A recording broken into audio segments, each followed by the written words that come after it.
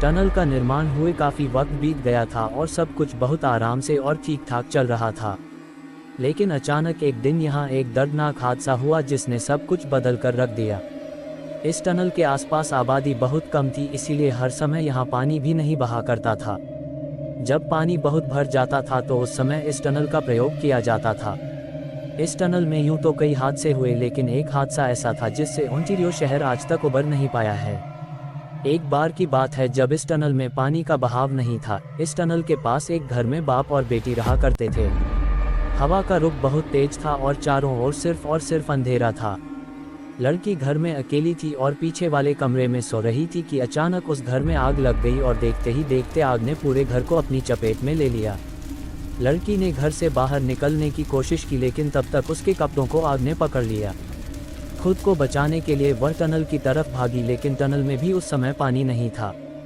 आग की जलन की वजह से वह चीखती चिल्लाती रही। उसकी चीख बहुत भयानक और दर्दनाक थी, जिसे सुनकर कई लोग वहां इकट्ठा हो गए, लेकिन किसी ने उस लड़की को नहीं बचाया और आखिरकार उस लड़की ने यहां दम तोड़ दिया। इसके अलावा यहां एक और लड़की की ऐसे ही जलने के कारण मौत हुई थी। लोगों का कहना है कि इस टनल में कुछ दरिंदों ने एक लड़की का सामूहिक बलात्कार किया और अपने जुर्म को छिपाने के लिए उस लड़की को जिंदा जला दिया। उसकी चीखें आसपास के इलाकों तक सुनाई दी।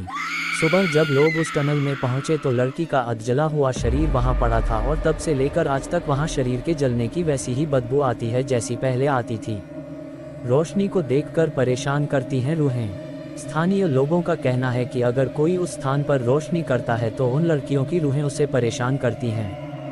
कहते हैं एक सफाई कर्मचारी जब टनल की सफाई के लिए अंदर गया तो जैसे ही उसने माचिस जलाई तभी एक भयानक चीख उस टनल में गूंजने लगी और उस कर्मचारी ने अपने सिर के ठीक ऊपर दीवार पर एक छिपकली की तरह कुछ रेंगते देखा।